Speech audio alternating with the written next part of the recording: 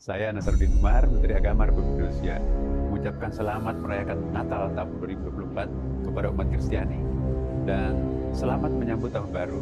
Akidah itu tidak main-main. Apa kata para ulama? Tidak ada toleransi dalam nilai akidah. Saya sepakat, Pak. Tidak ada nilai toleransi, tidak ada toleransi dalam masalah akidah. Bagi saya perayaan tahun baru itu tasyabuh dengan bil kufri. Bagi saya mengikuti jejak Syekh Yusuf Al-Qaradawi, Syekh Ramadan Al-Buti. Apa kata beliau? Tidak ada toleransi dalam urusan akidah, termasuk pengucapan selamat Natal, mengikuti perayaan tahun baru, apapun itu, siapapun dia. Tapi itu Ustaz, itu ikut dia menyampaikan kajian. Itu masalah tuh. Yang uniknya lagi, Pak, mohon maaf ya, Pak, mohon maaf. Jangan tersinggung lah. Ya, lu siapa? Lu dai abal-abal. Sementara kami dai nasional ataupun internasional. Kira-kira Bapak Ibu akan ikut yang abal-abal apa yang internasional itu? Secara pola pikir dan psikologi jamaah, mereka akan pandang itu saja, mereka ikut. Apalagi ngapain kita ikuti yang lain, kata dia. Yang sangat sederhana.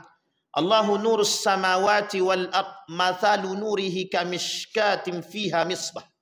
Al-misbahu fi zujajah, az-zujajatu ka'annaha kawkabun durriyu yuqadu min syajaratin mubarakah. Zaitunatin la syarqiyati wala gharbiyah. Yakadu zaituha yudhi'u walau lam tamsas hunar. Nurun ala nur, kata Allah. Ada suasana gelap gulita. Di antara gelap gulita ada satu bolongan kecil, yang dari bolongan kecil tersebut muncul lampu atau cahaya. Inilah yang disebut dengan miskat, atau bahasa lain disebut dengan miskatul anwar, tempat celah sebagai penerang. Inilah yang disebut sebagai nilai-nilai agama oleh para ulama. Kata mereka, yang disebut dengan cahaya yang dihidupkan oleh Allah itu adalah nilai-nilai agama. Yang memegang teguh kepada nilai agama dia hidup, yang tidak berpegang teguh pada nilai agama dia mati. Bapak Ibu sekalian yang berbahagia, merujuk kepada ayat yang kedua yang tadi kita bacakan, walan tarda ankal yahud walad nasara hatta tattabi'a millatahum. Apapun itu, orang Yahudi dan Nasrani, sampai kapanpun mereka tetap akan menghancurkan kita dengan berbagai macam program dan proyeknya agar kita tetap bisa jauh daripada Al-Quran. Louis raja yang ke-16 masuk dalam penjara menjadi tawanan.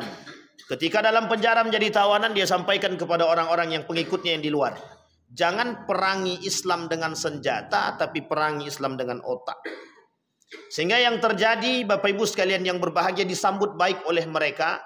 Bagaimana peran Yahudi sebagai seorang pemula dalam merusak akal manusia, bernama Theodor Herzl, ketika dia berada di Palestina, ketika dia berada di Turki, untuk menghanguskan api-api yang tadinya dihidupkan oleh Allah.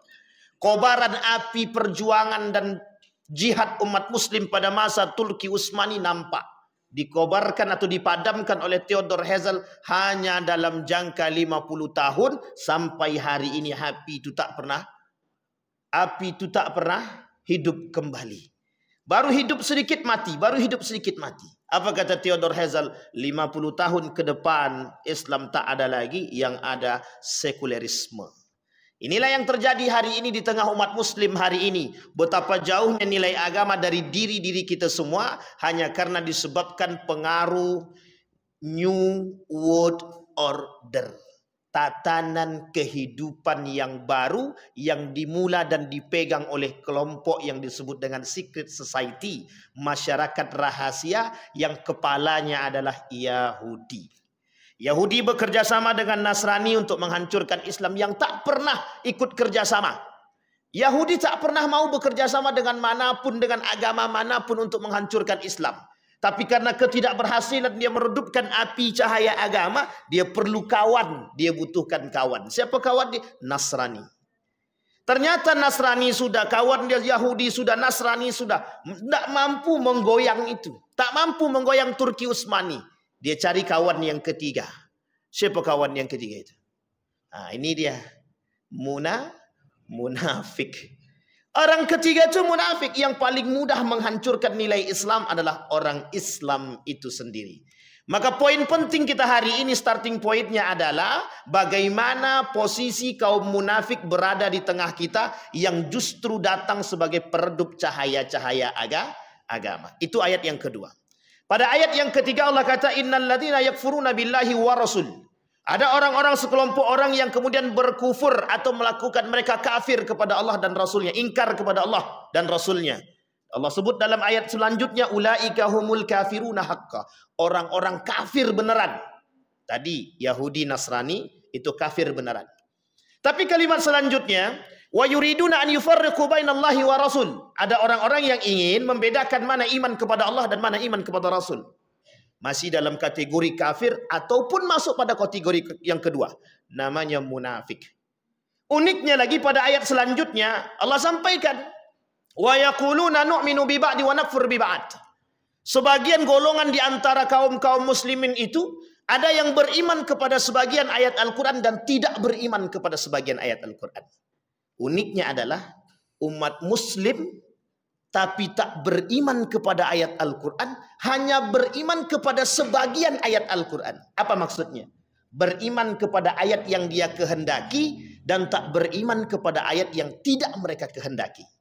Kita ambil contoh. Mereka tak suka dengan ayat-ayat azwaja, berpasang-pasangan. Mereka yang tak suka, mereka yang tidak suka dengan ayat yang mengatakan haram nikah beda agama. Mereka katakan nikah beda agama itu haram kata Allah, tapi kata mereka tidak haram karena kondisi sudah berbeda. Sehingga apa? Mereka tetap beriman kepada Allah. Mereka tetap membaca Al-Fatihah. Mereka tetap percaya kepada tafsir-tafsir surat, tapi mereka tidak percaya pada ayat-ayat tertentu yang sesungguhnya mereka masuk di dalam itu. Jadi mana yang ingin mereka cintai, yang suka dengan mereka. Mana yang mereka tidak suka, mereka tidak cintai. Artinya nu'minu bi ba'd wa nakfur bi ba'd. Kalimat selanjutnya kata Allah wa yuriduna an yattakhidha baina dzalika sabila. Itulah jalannya untuk merusak akidah umat Islam. Salah satunya harus dengan kelompok-kelompok tertentu jika ingin berhasil. Kalau tidak berhasil, nanti kita kaitkan. Kalau tidak akan berhasil mereka merusak Islam. Kenapa tidak berhasil? Karena ketika Islam diajak berjihad, tombak jihad paling tinggi umat muslim. Ketika diangkat tombak, satu perintah semua maju. Tapi ketika jihadnya melawan hawa nafsu, mundur semua. Ayo berjihad melawan hawa nafsu, semua turun. Kenapa? Karena paling berat itu melawan hawa nafsu. Asyaddul jihad, jihadul hawa. Apa contohnya? Paling berat menahan hawa nafsu untuk tidak korupsi. Itu jihad hawa nafsu. Paling kuat, jihad paling kuat adalah menahan diri untuk tidak keluar di malam tahun baru. Sementara di tengah para pemuda-pemuda dan orang-orang keluar berombongan untuk melihat kembang api meletus yang sama sekali tak ada manfaat. Bayangkan kita menahan diri, jangan keluar, jangan keluar, jangan keluar. Kita muslim sejati. Dibisikkan, tapi ada kambing guling di situ. Goyang. Hanya karena kambing guling, goyang. Iya juga ya kita dia. Akhirnya datang juga, keluar juga di malam tahun, keluar juga di malam tahun baru hanya karena kambing. Coba kalau seandainya sapi yang melompat. Kalau sapi guling bukan keluar lagi, semua keluar satu keluarga. Kenapa? Itu banyak sapi itu, kalau kambing mungkin sedikit porsinya. Artinya apa? Berjuang melawan hawa nafsu. Ulaika humul kafiruna haqqa. Kata Allah, orang-orang kafir yang benar itu. Orang kafir terbagi dua. Satu, orang kafir benaran yang non muslim. Yang kedua, orang muslim tapi kufur. Dia tak kafir memang, tapi mereka kufur, pelaku kekufuran. Seorang muslim yang mengucapkan selamat Natal kufur.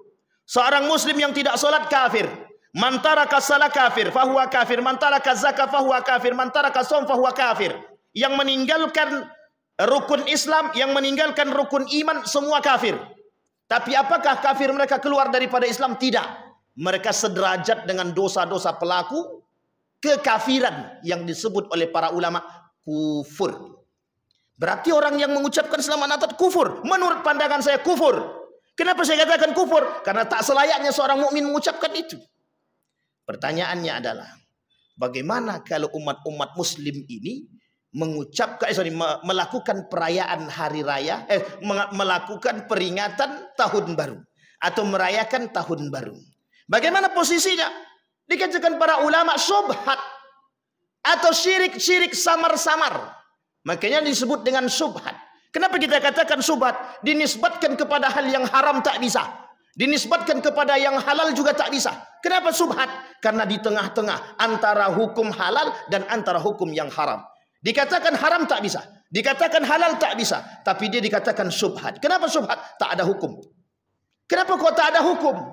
Siapa yang mau mengambil hukum? Apa yang harus dihukumi? Adakah sesuatu yang harus dihukumi? Kapan bisa dihukumi? Ketika sesuatu terjadi. Ada manfaat bisa dihukumi.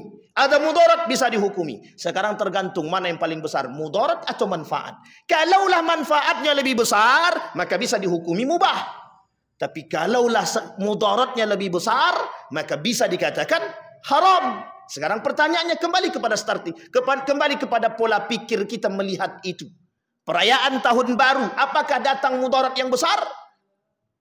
Mudarat yang besar atau manfaat yang besar?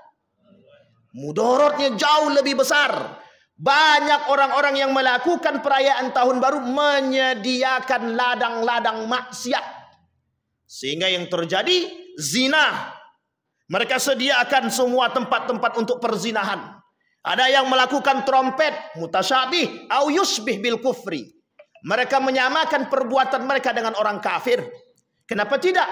Penetapan perayaan tahun baru pada pertama sekali 1582 oleh Paus, siapa dia? Gregorian. Kemudian ditetapkan kembali pada periode selanjutnya 1752 oleh siapa? Sama Paus Gregorian selanjutnya. Artinya apa? Umat muslim hari ini merayakan satu perayaan yang ditetapkan oleh siapa? Yang dimulai oleh siapa? Kafir. Artinya apa? Kita sedang mengikuti perbuatan-perbuatan orang yang tak ada dalam tradisi umat Islam. Tapi uniknya berbahagia di atas kesyubhatan yang jelas. Kenapa saya katakan syubhat? Karena hari ini umat muslim tak sadar mana yang halal dan mana yang haram. Ini bukan masalah syubhat hukum, tapi syubhat perilaku yang ditonjolkan umat muslim itu sendiri. Dia tak sadar ini hukumnya halal atau haram. Main lakukan saja. Coba cari tahu dulu sesuatu tersebut. Sehingga kita sadar apakah perbuatan ini boleh kita lakukan atau tidak. Kembali kepada perbuatan yang kedua kata Nabi. Min husni islamil mar'i tarkuhu ma la ya'nihi. Sebaik-baiknya keislaman seseorang itu meninggalkan perbuatan yang tidak bermanfaat bagi umat muslim. Pertanyaannya adalah, perayaan tahun baru ada manfaat bagi umat muslim?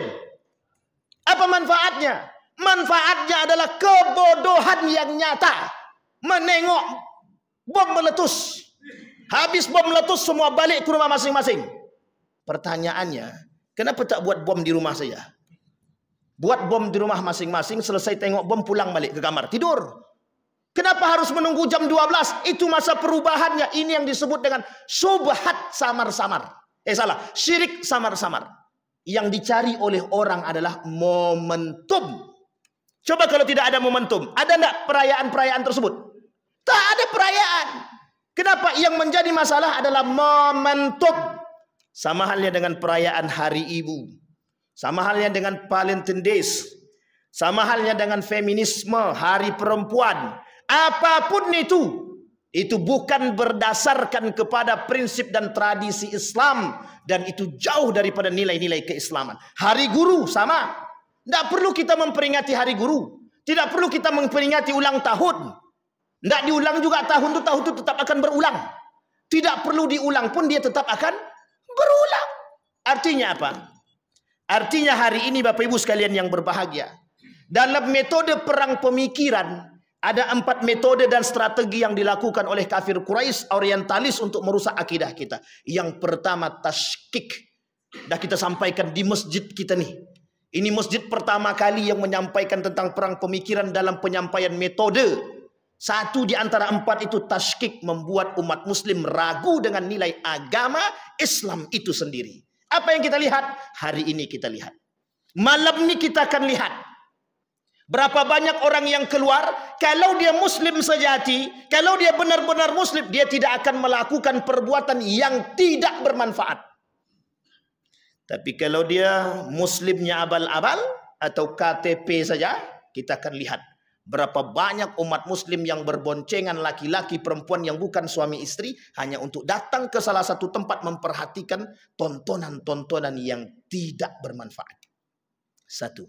Yang kedua, di dalam perayaan hari tahun baru yang kita khawatirkan, yang dijadikan kambing hitam adalah agama. Di balik adanya muhasabah, di balik adanya, mohon maaf, pengajian, ada konser-konser tertentu. Pertanyaannya, lebih ramai mana? Lebih lama mana? Konsernya atau pengajiannya? Biasanya lebih ramai konsernya. Pas lagi pengajian semua diam, tenang, khusyuk. Nggak tahu entah tidur entah apa. Tapi pas konser semua muncul. Entah tangan siapapun tak sadar yang dipegang. Bercampur laki-laki perempuan. Pernahkah kita berpikir demikian? Kita sedang menyediakan lapangan kemaksiatan. Bercampurnya laki-laki perempuan haram atau tak haram? Kalau itu haram, siapa yang menyediakan? Kalau pemerintah yang menyediakan, berarti pemerintah bersalah. Bertanggung jawab. Kenapa harus bertanggung jawab? Karena dia yang menyediakan lapangan. Kecuali pemerintah bilang begini, pokoknya laki-laki perempuan, laki-laki sini, perempuan di sini. Setiap yang datang harus sendiri-sendiri, tidak boleh boncengan. Ini aturan agak berat sedikit. Saya kira tidak ada yang datang itu. Pengajiannya dari pertama sampai akhir. Sampai di akhir nanti semua berdoa istighosah. Minta hujan. Atau istisqa ya. Istighosah atau istisqa, terserahlah. Tapi saya kira tidak ada yang datang. Kenapa? Yang ditengok adalah ingin menengok momentum terbaik ketika bom meletus naik ke atas. Itulah yang kita praktekkan bersama. Begini kepala kita semua. Menunggu semua orang ke atas. Tak sadar dia kunci motornya hilang, hontornya hilang. Tak sadar. Karena sedang menengok ke atas. Meletus mercon tadi, puar, bubar semua. Selesai, kata dia. Bayangkan Bapak Ibu, kebodohan yang nyata di tengah umat muslim yang kita pandang bersama. Main dengan trompet. Bapak Ibu tahu sejarah trompet. Siapa yang melakukan hal demikian? Di dalam Islam trompet itu kapan berlanjut? Kapan akan terjadi? Tinggal tunggu kiamat. Jadi kalau kita menghidupkan trompet seolah-olah mau kiamat, sudah itu. Sudah siap. Kalau sudah siap tak masalah. Tapi siapa yang melakukan tradisi-tradisi trompet? Kafir. Orang kafir Nasrani. Dalam perayaan Natal dan dalam perayaan Tahun Baru. Kenapa digandeng? Ada sejarah? Ada. Nggak mungkin tanpa sebab. Ingat Bapak Ibu sekalian yang berbahagia. Bukan tanggal 25. Tapi tanggal 31. Itu yang harus Bapak Ibu pahami. Cari sejarahnya. Apa itu tanggal 31? Bukan tanggal 25. Di tanggal 21, di tanggal 31 itulah peresmiannya, pembaiatannya, pelakukan semuanya. Disitulah perubahannya. Dan itu berbeda-beda. Artinya apa? Disitulah pada tanggal itulah ditetapkannya orientalis dengan berbagai macam gerakan mereka untuk merusak umat Islam dalam metode-metode dalam metode-metode peruntuhan akidah terhadap umat Muslim itu sendiri. Bayangkan Bapak Ibu, berapa banyak umat Muslim hari ini yang terkicuh dengan sifat-sifat itu, dengan karakter-karakter meragukan itu. Kalau Bapak Ibu berkata kepada orang-orang yang pakai celana lepis hari ini, kami sudah menutup aurat. Betul apa tak betul? Coba tanyakan orang yang pakai celana lepis, Anda sudah menutup aurat atau belum? Jawaban mereka apa? Apa jawabannya? Kami sudah menutup aurat. Pertanyaannya, menutup aurat apa telanjang? Nabi kata orang seperti ini berpakaian tapi telanjang. Uniknya, cara berpikir yang ditanamkan oleh orientalis dan liberal kepada mereka, mereka katakan kami sudah menutup aurat. Padahal mereka menutup dengan menampakkan lekuk tubuh yang Nabi katakan itulah yang disebut dengan berpakaian tapi telanjang. Yang kedua, perhatikan betapa mudahnya anak muda hari ini berpegangan tangan laki-laki dengan perempuan. Apa jawaban mereka ketika ditanya? Kenapa kok kalian pegangan tangan? Jawabannya sederhana. Kan cuma pegangan tangan. tanpa ada dosa. Pertanyaannya, berdosakah atau tidak? Kalau mereka mukmin, kalau mereka muslim, kalau mereka tahu nilai-nilai agama, tidak akan berpegangan tangan laki-laki dan perempuan. Bercampur duduk laki-laki dan perempuan. Kalau mereka tahu nilai dia, kalau mereka tahu hukumnya, akankah mereka duduk bersama? Tidak akan. Makanya Bapak Ibu, kenapa perayaan tahun baru atau sebagian kalangan ulama mengatakan itu perbuatan yang syubhat. Faman waqa'a fi syubhat waqa'a fil haram. Orang yang terjerumus dalam kesubhatan, dia akan terjerumus dalam perkara yang haram. Sampai di sini paham? Saya tak katakan perayaan tahun baru itu haram. Saya tak katakan perayaan tahun baru itu halal ataupun mubah. Tapi saya katakan perayaan tahun baru adalah program syubhat. Tapi kata Nabi, faman waqa'a fi syubhat waqa'a fil haram. Orang yang terjerumus dalam perbuatan syubhat, dia terjerumus dalam perbuatan yang walan tarda ankal yahud walan nasara hatta tattabi'a millatahum. Artinya apa? Tak akan pernah berhenti orang-orang kafir, baik Yahudi maupun Nasrani, untuk menghancurkan kita sampai kita mengikuti agama mereka. Apa kata Luis? Kalau berharap mereka ikut agama kita mungkin sulit. Tapi kalau kita berharap mereka redup daripada nilai agama, itu sangat mudah. Hadirkan kepada mereka program-program yang bisa merusak akidah mereka. Uniknya adalah tradisi ulang tahun di antara atau di kalangan umat muslim hari ini, tradisi yang biasa dilakukan. Justru mohon maaf, menghadirkan ustadz-ustadz untuk berdoa. Betul apa tak betul? Ustadz, doakan ulang tahun kami. Ya, besok saya mau ulang tahun, tolong datang ya, doa. Tanpa sadar Pak, program ulang tahun ini, itu siapa yang pertama kali melakukan? Oh, Nabi kah ulang tahun? Nabi tak kata ulang tahun. Tak ada Nabi pernah melakukan ulang tahun. Memang tidak, bukan ulang tahun. Nabi hanya mengingat kelahiran dia di hari Senin dengan berpuasa. Mengingat, bukan memperingati. Ingat kalimatnya. Mengingat, bukan memperingati. Adakah hal yang penting untuk kita lihat? Di situ ada tasyabbuhil muslimina bil kufri. Bagaimana orang-orang mukmin, orang-orang muslim menyerupai perbuatan-perbuatan orang kafir tanpa disadari oleh orang muslim itu sendiri bahwa mereka telah mengikuti perbuatan-perbuatan orang kafir. Inilah yang disebut dengan tergadainya akidah. Sampai di sini paham Bapak Ibu? Maka ada poin penting yang ingin kita sampaikan. Pendangkalan akidah yang dilakukan oleh mereka. Ada 5 poin Bapak Ibu. Yang pertama kata para ulama, pendangkalan akidah atau sebab terjadinya pendangkalan akidah di kalangan umat muslim satu saja. Dia ada 5, kita ambil poin yang pertama. Apa kata dia? Kebodohan terhadap akidah yang benar. Kita ambil contoh. Adakah akidah Islam mengatakan perayaan tahun baru? Adakah syariat agama yang mengajarkan peringatan tahun baru? Adakah syariat Islam yang mengajarkan kepada kita peringatan hari ibu? Adakah ajaran Islam yang mengajarkan kepada kita hari Valentine Days, hari guru, hari buruh, hari perempuan, dan lain sebagainya? Ada. Kalau tak ada, kenapa kita ikut? Sedangkan yang ada kita tak ikut. Misal, tahu solat tu 5 waktu, kadang kita masih bolong. Ini kita mau ikut syariat yang tidak diadakan. Kenapa? Karena mengikuti sesuatu yang baru ini lebih enak daripada yang lama, kata dia. Bayangkan kekufuran yang nyata tu di situ. Salat tak pernah sempurna 5 waktu. Tiba-tiba mereka berkokoh ingin melakukan peringatan malam tahun baru. Salat tidak, peringatan tahun baru pula yang dibuat. Telah sempurnakah iman kita? Sudah cukup baguskah iman kita? Sudah cukup baikkah Islam kita? Sampai kita harus mengambil jalan lain untuk menambah akidah kita? Adakah masalah kemurnian akidah di situ? Tidak. Justru kerusakan yang terjadi. Yang pertama, kebodohan pada nilai-nilai akidah yang benar. Makanya Bapak Ibu sekalian yang berbahagia, ini malam bukan malam peringatan tahun baru. Malam hari ini, karena tradisi kajian memang diisi di hari Selasa, bertepatan dengan malam 1 tanggal 1 Rajab tadi, maghrib tadi. Dah masuk. Tanggal 1 Rajab. Sudah selesai, sudah masuk.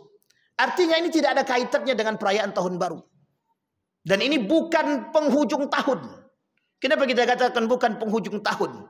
Penghujung tahun nanti kalau dalam Masehi itu jam 12 nanti. Jangan lupa bawa balon. Salah, bawa apa? Lampu. Nah, ini unik ini Bapak Ibu. Tradisi-tradisi seperti ini harus jauh dari nilai-nilai Islam. Harus kita jauhkan dari keluarga kita. Yang kita takutkan akidah kita yang tergadaikan. Mohon maaf Bapak Ibu, anak-anak kita tidak sadar apa yang tertera di balik program yang mereka buat. Bapak Ibu harus paham, dan ini saya sampaikan. Bapak Ibu harus yakin dengan program ini. Kenapa saya katakan harus yakin? Tidak akan pernah orang Yahudi dan Nasrani itu senang dengan Bapak Ibu. Tidak akan pernah. Bagaimana caranya biar Bapak Ibu itu jauh dari Al-Quran? Bagaimana caranya Bapak Ibu itu jauh daripada sholat 5 waktu dan tepat? Kita ambil contoh. Sholat Isya berapa softnya? Sholat Maghrib berapa softnya? Besok nanti malam Bapak Ibu lihat. Berapa banyak mana manusia yang keluar nanti itu. Mengaku mukmin semua, mukmin semua. Mengaku muslim semua, muslim semua. Tapi pertanyaannya mengapa mereka keluar di sana sementara ke sini tidak? Itu pertanyaan besar bagi kita, Pak. Titik. Makanya mohon maaf Bapak Ibu sekalian yang berbahagia. Akidah itu tidak main-main. Apa kata para ulama? Tidak ada toleransi dalam nilai akidah. Saya sepakat Pak. Tidak ada nilai toleransi, tidak ada toleransi dalam masalah akidah. Bagi saya perayaan tahun baru itu tasyabbuh dengan bil kufri. Bagi saya. Saya mengikuti jejak Syekh Yusuf Al-Qardawi, Syekh Ramadan Al-Buti. Apa kata beliau? Tidak ada toleransi dalam urusan akidah. Termasuk pengucapan selamat Natal, mengikuti perayaan tahun baru. Apapun itu, siapapun dia. Tapi itu Ustaz itu ikut dia menyampaikan kajian. Itu masalah tuh. Yang uniknya lagi Pak, mohon maaf ya Pak, mohon maaf. Jangan tersinggung lah. Ya, lo siapa? Gitu. Lo dai abal-abal. Sementara kami dai nasional ataupun internasional. Kira-kira Bapak Ibu akan ikut yang abal-abal apa yang internasional itu? Secara pola pikir dan psikologi jamaah, mereka akan pandang itu saja, mereka ikut. Apalagi ngapain kita ikuti yang lain, kata dia. Sampai di sini paham? Yang terkenal aja mereka mengadakan kok, mereka ikut peringatan tahun baru kok. Ini yang menjadi masalah kita hari ini, Pak. Makanya mohon maaf Bapak Ibu, mohon maaf betul saya sampaikan. Kata Nabi di akhir zaman itu ada du'atun ila abwabi jahannam. Ada dai yang mengajak ke neraka jahannam. Saya tak katakan mereka ngajak ke neraka jahannam ya, tapi Nabi yang kata, kelak kata Nabi di akhir zaman ada dai-dai yang akan mengajak ke neraka jahannam. Siapa mereka? Dai-dai yang yang dai-dai yang mencintai dunia. Dai-dai yang mohon maaf tak bisa mempertahankan akidah dia di tengah gejolak dunia yang begitu luas dalam pandangan dia. Berat Bapak Ibu, berat. Makanya mohon maaf Bapak Ibu, bisa jadi yang berbicara di sini itu mungkin yang mengikuti hanya 1, 2, 3, 4. Tapi bisa jadi mereka yang terkenal yang diikuti oleh ribuan manusia. Sehingga ketika satu orang berkata, meskipun yang berkata itu betul, belum tentu bisa diikuti. Paling tidak kita menyampaikan itu dulu. Karena kelak kata Nabi di akhir zaman, kata Nabi, yang paling banyak di tengah umat muslim adalah munafik, bukan mukmin. Maka Bapak Ibu sekalian yang berbahagia, jadilah manusia yang aneh di tengah manusia-manusia yang tidak berpegang teguh kepada nilai-nilai agama. Artinya apa? Orang yang berpegang teguh dengan nilai agama di akhir zaman itu adalah manusia yang aneh, kata Nabi. Yang aneh. Kenapa kok aneh? Kenapa kok asing? Karena mereka berpegang teguh kepada nilai-nilai agama. Sementara umat muslim yang lain, mohon maaf, KTP saja. Kenapa? Karena mereka tidak mau berpegang teguh kepada nilai agama. Mereka katakan nilai-nilai agama merusak tatanan kehidupan.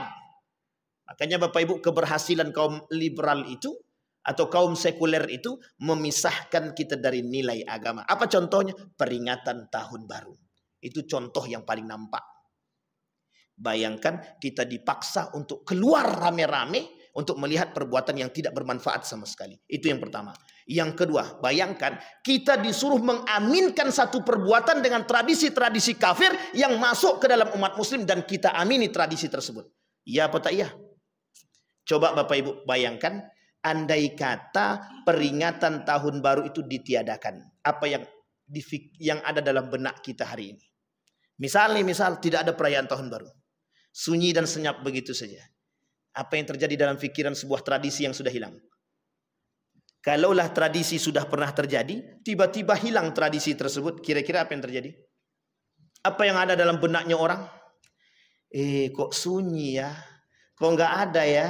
Kok ini ya? Kok itulah yang kita maksud. Keberhasilan mereka menanamkan keinginan dan rasa cinta terhadap tradisi-tradisi yang rusak tadi berhasil kaum sekuler. Apa kata kaum sekuler? Alhamdulillah. Cuman sekuler nggak bilang alhamdulillah juga, kecuali yang orang-orang munafik. Orang munafik itu mengatakan senang hati mereka ketika kita mengikuti perbuatan atau program-program yang mereka lakukan. Artinya apa? Umat muslim yang sadar diri sekarang mau menjadi muslim atau mukmin itu tergantung pada diri kita hari ini, Pak. Muslim banyak, mukmin sedikit. Sekarang saya tanya Bapak Ibu sekalian yang berbahagia. Lebih banyak muslim atau mukmin? Mana yang lebih banyak? Muslim atau mukmin? Muslim kan? Sekarang saya tanya, banyak enggak orang mukmin? Banyak enggak? Banyak. Siapa di antara seberapa banyak orang mukmin itu dan berapa banyak yang sholat di masjid? Kalau udah kembali kajiannya ke situ agak susah sedikit. Nanti kalau yang banyak sholat di masjid, siapa yang khusyuk? Kan ujung-ujungnya begitu. Seorang profesor dari Inggris dalam penelitiannya mengatakan, aku melihat Islam di Indonesia, aku melihat Muslim di Indonesia, tapi aku tak melihat Islam. Apa artinya? Aku melihat orang Muslim bertebaran di Indonesia, tapi aku tak melihat nilai-nilai keislaman ada pada diri mereka. Tahu maksudnya Bapak Ibu? Satu sisi, penelitian ini penting untuk kita jadikan cambuk bagi kita. Kenapa? Karena begitu jauhnya kita dari nilai agama. Satu. Yang kedua, begitu jauhnya akhlak-akhlak Islami dari tubuh kita. Yang ketiga, betapa jauhnya umat Muslim dari kitab suci Al-Quran. Iya apa tak iya? Iya atau tidak? Sekarang kita lihat Bapak Ibu. Dalam setiap acara apapun, mesti ada baca Quran kan? Pertanyaan kita adalah, seberapa jauh umat Muslim yang mendengarkan ayat Al-Quran yang dibacakan bertadabbur? Sumpah dengan Al-Quran, itu hanya di fikiran. Tangan pun masih tetap korupsi. Tapi sumpahnya pakai Al-Quran. Sampai di sini paham Bapak Ibu? Makanya disebut dengan sumpah palsu. Nah, jangan tersinggung. Memang begitu keadaan kita. Artinya apa? Program yang dilakukan oleh orang kafir Quraisy dalam perang pemikiran itu berhasil. Sekarang pertanyaannya adalah, siapa yang harus menjaga nilai-nilai itu sekarang? Ini poin pentingnya Bapak Ibu. Kalau sudah sadar kita akan tergadainya akidah kita, siapa yang harus menjaga akidah itu? Siapa yang harus menjaga, Pak? Siapa yang harus menjaga akidah Islam itu? Umat mukmin itu sendiri. Kalau kita tak bisa jaga, ya habis. Yang kedua, siapa yang harus bisa menjaga? Pemerintah. Karena yang paling punya peran besar, kalau pemerintah katakan tiadakan malam tahun baru, selesai tak urusan? Selesai. Tutup semua hotel. Tutup apa tidak? Yang buka hotelnya tangkap. Misal pemerintah bilang begitu. Tidak ada ladang kemaksiatan tuh Pak. Tidak ada zinah di situ Pak. Saya pernah lakukan penelitian Pak. Bukan penelitian secara terstruktur ya. Tapi saya pernah masuk beberapa hotel ketika perayaan malam tahun baru. Penuh. Semahal apapun penuh. Kita cross check, kita tanya diam-diam. Ada anak yang masuk di situ suami istri? Yang bukan suami istri. Ada. Ada Pak katanya. Bahasa lainnya ngotel. Coba bayangkan. Apa yang terjadi Pak? Zina atau tak zina? Jadi pertanyaan saya adalah, mau jadi apa negara kita nih? Kita berharap makmur, tapi kita bermaksiat. Kita berharap kebaikan dan keberkahan, tapi kita memberikan ladang kemaksiatan. Maka tak salah kata Nabi, kelak di akhir zaman yang tersebar di muka bumi, kemungkaran, kemaksiatan, perzinahan, yang dianggap biasa oleh umat muslim hari ini. Bayangkan kemerosotan akidah dari perbuatan yang samar-samar dalam subhatnya tahun baru menjadi sebuah tradisi yang hampir mayoritas umat muslim tidak sadar. Betul apa salah? Sekarang kita lihat. Ada ndak umat muslim yang membolehkan atau yang menghukumi mubah terhadap perayaan tahun baru? Ada. Bukan tidak ada. Itulah sandaran mereka. Kenapa mereka bolehkan? Apa kata mereka? Boleh melakukan dan merayakan perayaan tahun baru dengan catatan diisi dengan kebaikan-kebaikan. Muhasabah, pengajian. Itu kata mereka. Kalau saya katakan, terjerumuslah orang tersebut dalam pemahaman yang rusak terhadap akidah yang sahih. Sampai di sini paham Bapak Ibu? Yang pertama tadi apa metodenya yang mereka lakukan? Tashkik. Menimbulkan keraguan-raguan dalam benak umat muslim terhadap nilai agama itu sendiri. Contohnya perayaan tahun baru. Yang kedua, taswih. Apa itu taswih? Pengaburan. Nah, ini dia penting Bapak Ibu. Kita ambil salah satu contoh dari perayaan Hari Ibu. Lihat Hari Ibu. Sekarang Hari Ibu itu sudah menjadi satu tradisi di kalangan manusia hari ini. Uniknya lagi, semua orang baik muslim ataupun non-muslim akan berbondong-bondong untuk membagikan hadiah kepada orang tua. Jangan tersinggung ya ibu-ibu jangan tersinggung. Jangan tersinggung.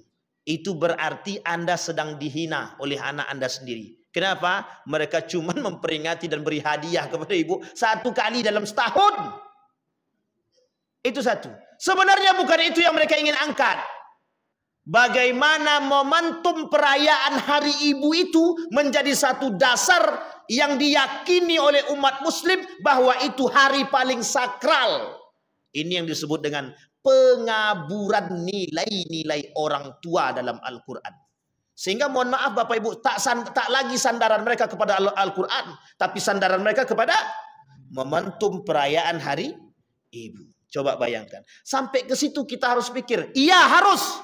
Karena itu metode mereka, itulah yang disebut dengan perang pemikiran.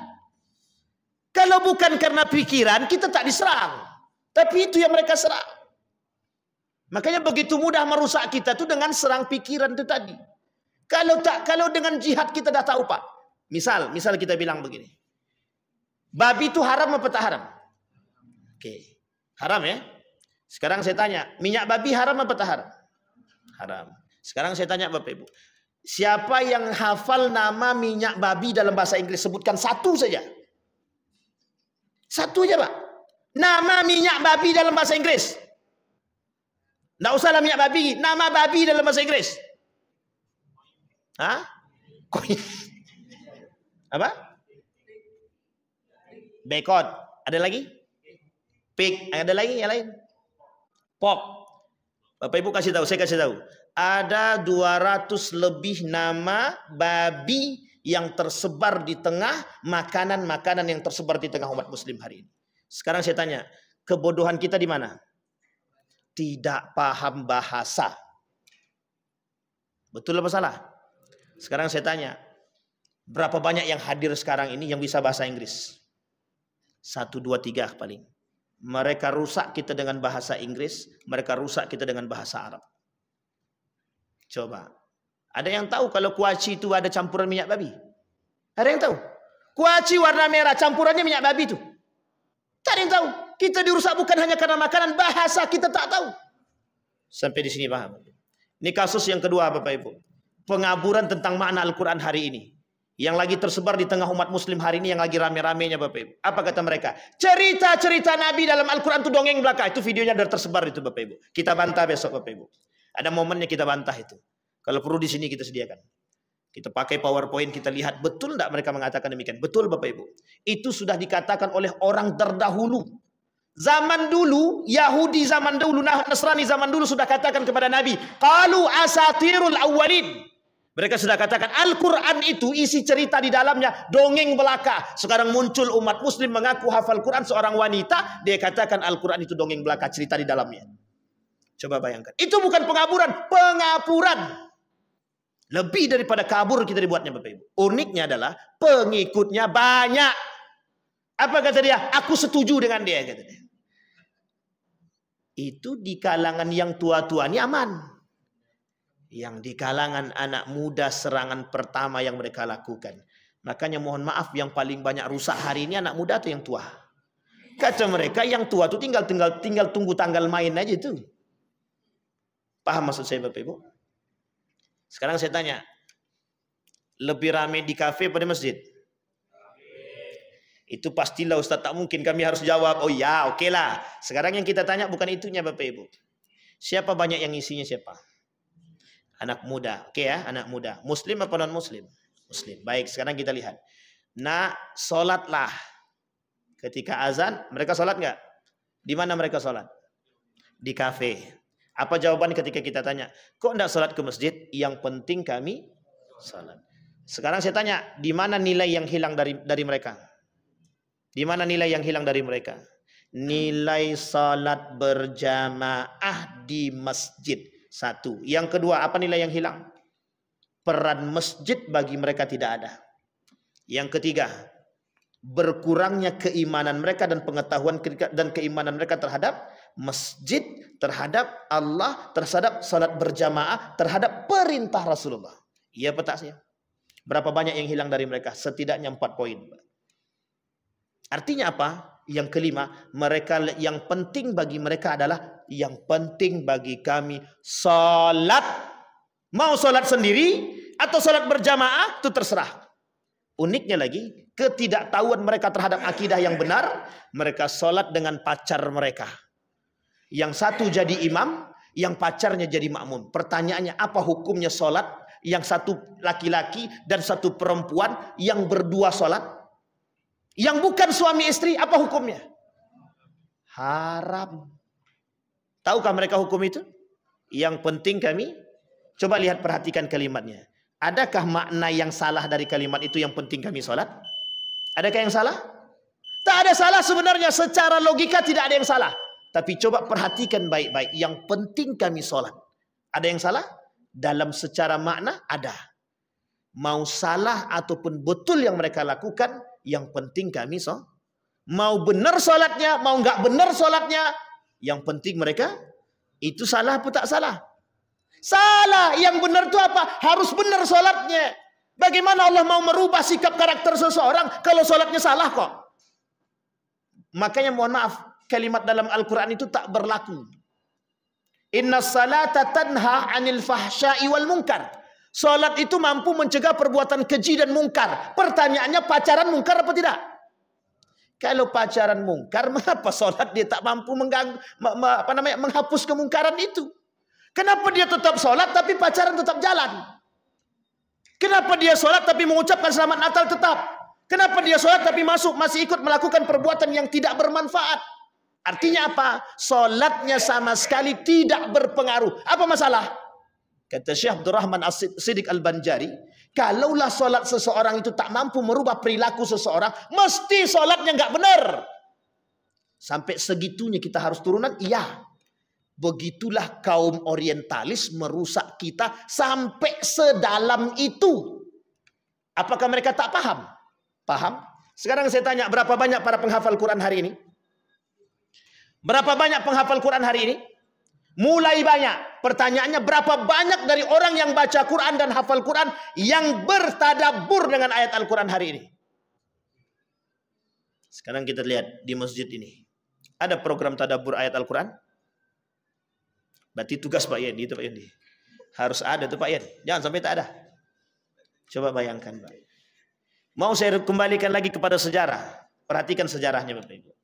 Orang Yahudi asli Jerman dan Yahudi asli Prancis, mereka mempelajari kitab Al-Quran. Ingat itu. Pertanyaan kita adalah, mereka mengetahui kelemahan kita dari mana? Dari Al-Quran. Apa mereka kata? Di dalam Al-Quran itu, orang yang baik, orang yang beriman, orang yang percaya dengan Al-Quran, orang yang percaya dengan hari kiamat, orang yang percaya dengan kebaikan, akan menghasilkan akhlak-akhlak yang baik. Itu mereka bagikan poin. Apa kata mereka? Jauhkan mereka dari Al-Quran. Yang terjadi hari ini adalah, kenapa umat muslim merosot? Karena mereka jauh daripada Al-Quran. Makanya Bapak Ibu sekalian yang berbahagia, kenapa umat muslim mundur dan merosot hari ini secara peradaban? Karena umat muslim hari ini jauh daripada Al-Quran. Sekarang kita lihat dalam acara perayaan tahun baru, berapa menit baca Qur'annya? Berapa menit baca Qur'annya? Kalaupun ada. Paling 10 menit, Pak. Itu udah paling panjang tuh. Udah paling panjang tuh 10 menit. Pertanyaannya, setelah itu ada nggak tadabbur ayat Al-Qur'annya? Paling kajian singkat lah. Untuk muhasabah diri, ingatlah kita akan mati semua. Betul, memang mati. Tak diingat pun kita juga bakal mati. Makanya kita ingatkan. Pertanyaannya adalah, pernahkah mereka memperingati sesuatu yang terjadi di balik itu? Ingatlah Bapak Ibu sekalian yang hadir dalam acara perayaan tahun baru. Sesungguhnya ini sejarahnya adalah orang-orang kafir. Pernah nggak disampaikan? Tak pernah disampaikan. Kenapa tak pernah disampaikan? Biar mereka tetap istiqomah dalam perayaan tradisi tahun baru. Sampai di sini bisa dipahami Bapak Ibu? Terakhir Bapak Ibu. Terakhir. Taghrib. Dia ada 4 kan, kita ambil yang 3 sajalah. Yang ketiga itu tagrib. Westernisasi. Tahu westernisasi Bapak Ibu? Yang punya program ini tuh orang barat. Yang punya program perayaan tahun baru ini orang barat. Sampai di sini paham? Jadi, apa yang disebut dengan westernisasi itu mengikuti budaya barat. Jadi kalau kita mengikuti perayaan tahun baru berarti kita sedang mengikuti tradisi budaya, itulah yang disebut dengan westernisasi kalau bahasa gaulnya. Apa namanya Bapak Ibu? Tagrib dalam bahasa Arab, dalam bahasa Inggrisnya westernisasi. Artinya apa? Kebarat-baratan. Biar wow, biar oke, biar mantep, biar gos, biar jos. Kalau ndak begitu ndak wow, ndak jos, ndak yes. Sampai di sini paham Bapak Ibu? Baik, sekarang pertanyaannya, haram atau tak haram peringatan tahun baru tadi? Saya katakan, saya tidak mengharamkan dan saya tidak menghalalkan perayaan tahun baru. Tapi saya katakan perayaan tahun baru subhat. Yang kata Nabi, faman waqa'a fi subhat, yang terjerumus dalam subhat, dia sudah terjerumus dalam yang haram. Sampai di sini paham Bapak Ibu? Itu penekanan kita hari ini. Artinya apa? Kata Nabi, sebelum saya tutup, kata Nabi di akhir zaman, itu isinya adalah subhat. Maka yang bisa menjaga diri dia dari subhat, mereka dapat label namanya warok. Orang warok itu yang bisa menjaga diri dia dari perbuatan-perbuatan yang subhat. Apalagi hari ini disebut sebagai subhat akhir zaman. Sampai di sini bisa dipahami Bapak Ibu? Mudah-mudahan setelah ini pulang ke rumah, telepon anak, balik. Yang tak balik tutup pintu. Pergi saja dari rumah nih. Saya yakin tak berani. Kenapa tak berani? Kadang-kadang banyak anak-anak yang ibu-ibu, bapak-bapak yang kita takut sama anak sekarang kan. Ya ini adalah psikologi. Tapi mudah-mudahan yang di sini anak-anaknya sudah tidak ada yang di sana. Ya tidak ada yang di sana. Maksudnya tidak tahu tidak ada yang di sana mana kita nggak tahu.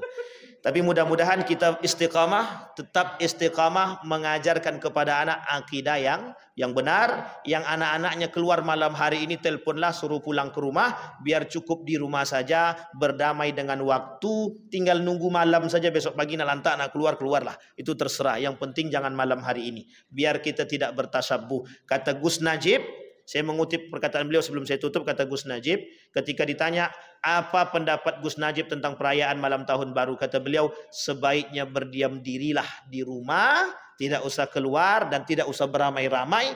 Takutnya kita terjerumus dalam tasyabbuh bil kufri. Takut kita terjerumus dalam perbuatan yang menyerupai perbuatan orang kafir. Saya kira itu saja, mudah-mudahan bermanfaat bagi kita semua. Fa'tabiru ya ulil absar la'allakum tuflihun. Assalamualaikum warahmatullahi wabarakatuh.